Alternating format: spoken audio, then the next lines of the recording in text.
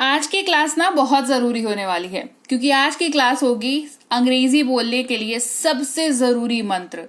बहुत सारे होते हैं, आगे क्लास में बताऊंगी सारे एक एक करके और with examples, rules and everything.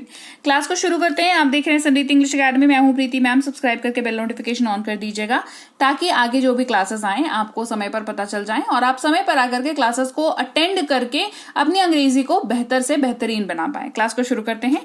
सबसे पहले बात करेंगे शब्द इज की, जो हम लोग बिल्कुल ही ऐसे यूज करते हैं ना अंग्रेजी में, जैसे आप हिंदी में नॉर्मली है का यूज करते हैं। जी हाँ, ऐसा कोई भी वाक्य हिंदी में जिसके अंत में आप है का इस्तेमाल कर रहे हैं, उस वाक्य की अंग्रेजी जब भी बनेगी इज का इस्तेमाल उसमें जरूर होगा, बशर्ते उस वाक्य में आप ही, शी, इट या किसी भी नाम का इस्तेमाल कर रहे हो।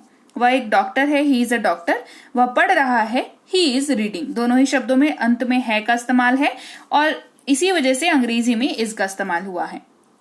ठीक उसी तरीके से हिंदी वाक्य के अंत में हूं का इस्तेमाल हो रहा है और उसका जो सब्जेक्ट है यानी कि उसकी जो शुरुआत है वो आई से होगी। जब आप वो अंग्रेजी में होगा तो एम का इस्तेमाल होगा। मैं पढ़ता हूं, आई स्टडी। मैं पढ़ रहा हूं, आई एम स्टडिंग। तो हूं दोनों ही वाक्यों के अंत में है, इसी वजह से एम का इस्तेमाल यहां पर भी हो रहा है और जो आई है वो ऐसे इस तरीके के वाक्यों में भी इस्तेमाल होता है बिना एम के भी, इसी वजह से ये वाला एग्जाम्पल है यहाँ पर।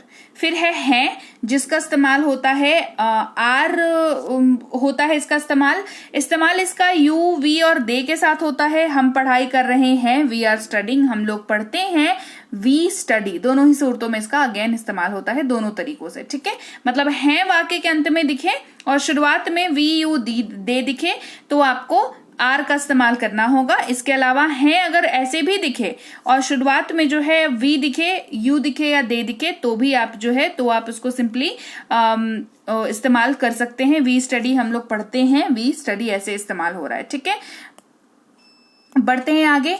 अगर किसी वाक्य के अंत में था, थे या थी का इस्तेमाल कर रहे हो तो उसकी अंग्रेजी में वॉज वर्ड का इस्तेमाल किया जाएगा और वॉज जो है वो आई, ही, शी, इट या किसी भी नाम के साथ इस्तेमाल किया जाएगा। ठीक है, जैसे मैं एक लेखक था, आई वॉज अ राइटर। मैं लिख रहा था, आई वॉज राइटिंग। दोनों ही केसेस में अंत में था, थे, थी कुछ भी हो सकता है और इसी वजह से वाक्य में वॉज का इस्तेमाल हुआ।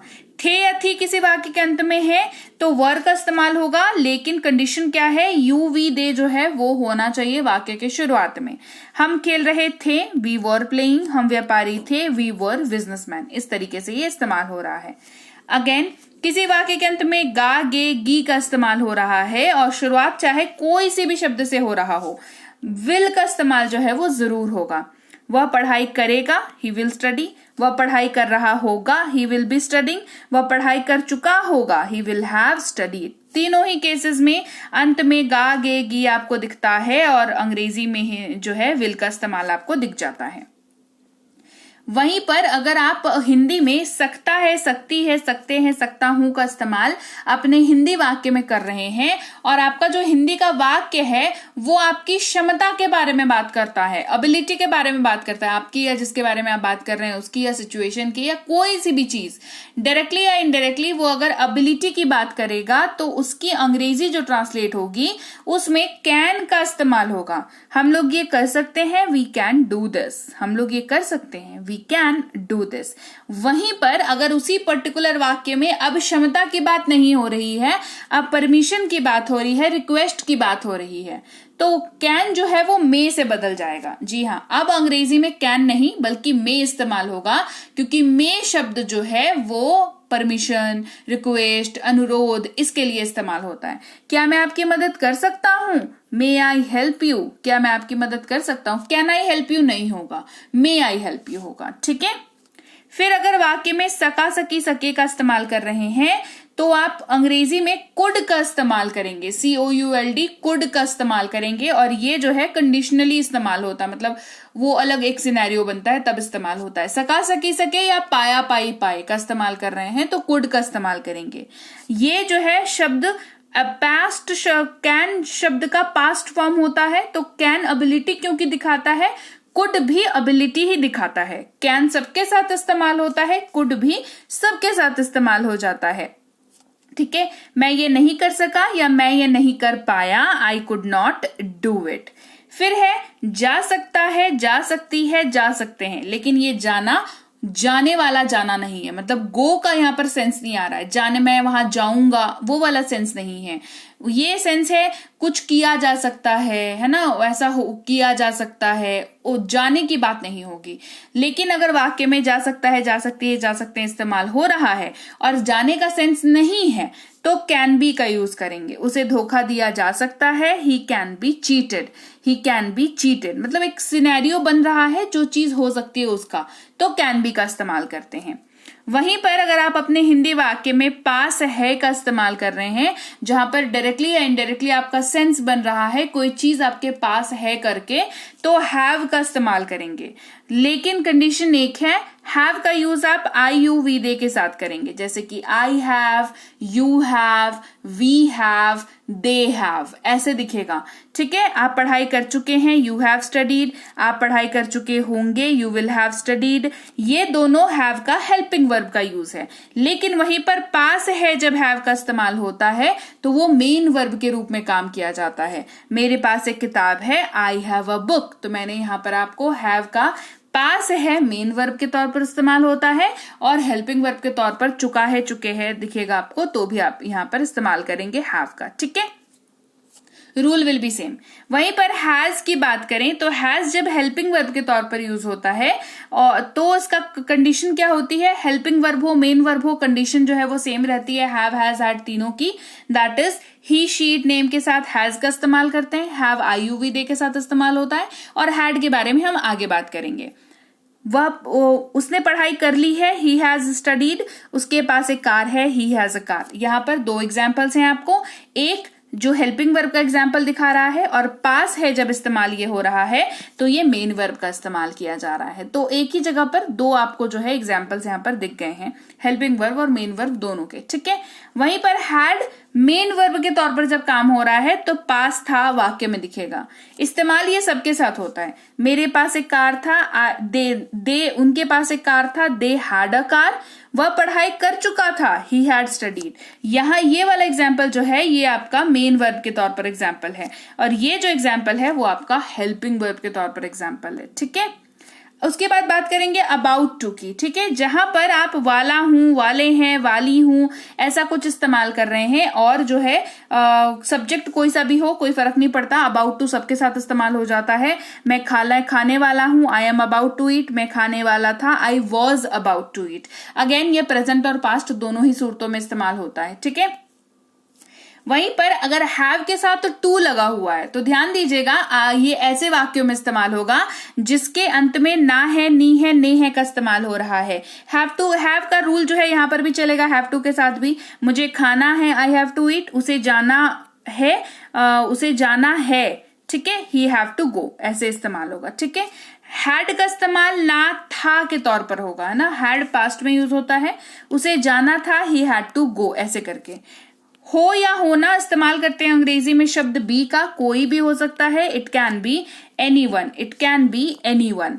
वहीं पर जब आप वाक्य में हो रहा है या किया जा रहा है का इस्तेमाल कर रहे हैं तो बीइंग का यूज करते हैं, BEING, बीइंग इसको पढ़ते हैं और इसका इस्तेमाल ऐसी सूरत में किया जाता है जहां पर हिंदी में आप इस्तेमाल कर रहे हैं हो रहा है या किया जा रहा है। जैसे ये मेरे लिए कठिन हो रहा है, it is being tough for me, it is being tough for me.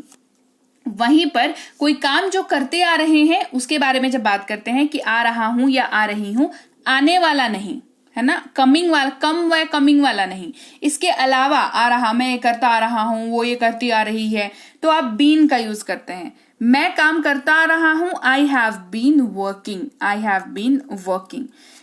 सलाह देने के लिए कोई वाक्य कह रहे हैं चाहिए का इस्तेमाल करते हुए तो शुड का इस्तेमाल करेंगे, तुम्हें जाना चाहिए, यू शुड गो। अगर आप वाक्य में गा गे गी का इस्तेमाल कर रहे हैं लेकिन संभावना जताने वाला वाक्य है तो वुड का इस्तेमाल करते हैं, वह खेल रहा होगा, ही वुड बी प्लेइंग। शायद हो सकता है, माइट का इस्तेमाल करेंगे, वह शायद जा सकता है, ही माइट गो। अवश्य चाहिए इस्तेमाल करेंगे मस्ट का, जिस बात पर आप यकीन करते हैं पूरी तरीके से, तुम्हें अवश्य जाना चाहिए, यू मस्ट गो। वहीं पर सवाल पूछ रहे हैं क्या हूं क्या है का इस्तेमाल कर रहे हैं, और सब्जेक्ट जो है वो आई यू वी दे है तो डू का इस्तेमाल होगा। क्या मैं जाता हूं, डू आई गो। वहीं पर अगर subject he she it name है तो क्या है का इस्तेमाल होगा और डज का इस्तेमाल करेंगे। क्या वह पढ़ाई करता है, डज ही स्टडी। वहीं पर अगर यही सेम वाक्य आप पास्ट में इस्तेमाल कर रहे हैं तो आप जरूर क्या था, क्या थे या क्या थी का इस्तेमाल कर रहे होंगे। तो अंग्रेजी में जो है वो डिड का इस्तेमाल हो जाएगा। क्या आप गए थे, डिड यू गो। करने जा रहा हूं या करने वाला हूं तो गोइंग टू का इस्तेमाल हो जाता है। मैं खेलने जा रहा हूं, आई एम गोइंग टू। तो लीजिए भाई, ये थी आज की क्लास। तो क्लास अगर आप यहां तक देख रहे हैं इसका मतलब है कि आप बहुत सीरियस हैं अंग्रेजी बोलने को लेकर के, और यकीन मानिए ये क्लास आपके बहुत काम आएगी अंग्रेजी बोलने को लेकर के। तो क्लास कैसी लगी कमेंट करके मुझे जरूर बता दीजिएगा। क्लास को लाइक और शेयर तो आपने कर ही दिया होगा। आप देख रहे हैं संरीति इंग्लिश अकेडमी, मैं हूं प्रीति मैम। सब्सक्राइब करके बेल नोटिफिकेशन भी फटाफट से ऑन कर दीजिए। इसके अलावा हमारी जो ऐप है संरीति इंग्लिश अकेडमी, सेम नाम से ऐप है, वहां पर आपको बेसिक से प्रो स्पोकन इंग्लिश का कोर्स, इंग्लिश राइटिंग का कोर्स जिसमें आप अंग्रेजी लिखना सीखते हैं, इंग्लिश ग्रामर का कोर्स, इंग्लिश रीडिंग का कोर्स आपको मिल जाएगा ऐप पर। इसके अलावा अंग्रेजी पढ़ने में अगर दिक्कत आती है, स्पेलिंग्स में दिक्कत आती है, तो ये अंग्रेजी पढ़ने का रामबाण ट्रिक, ये जो किताब है ये अमेजॉन पर अवेलेबल है। आप सिंपली इस बुक का टाइटल यहां से देख करके आप अमेजॉन पे सर्च करके इस बुक को अपने घर पर कैश ऑन डिलीवरी के साथ भी मंगवा सकते हैं।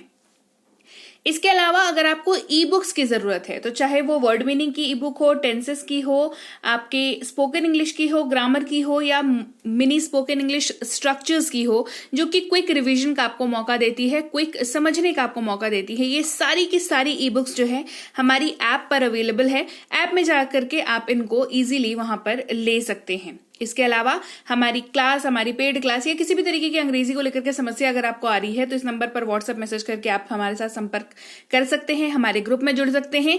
और इस किताब को मंगवाने के लिए भी आप सिंपली इस नंबर पर व्हाट्सएप मैसेज करके भी इस किताब को अपने पास मंगवा सकते हैं। और हमारा ऐप कुछ ऐसा दिखता है गूगल प्ले स्टोर पर, वहां पे आपको यहाँ पर इंस्टॉल कर लेना है आपको अपने मोबाइल पर। इसके अलावा व्हाट्सएप का ग्रुप हमारा जरूर ज्वाइन करके रखें, रोज की फ्री क्लासेस आपको मिल जाती हैं।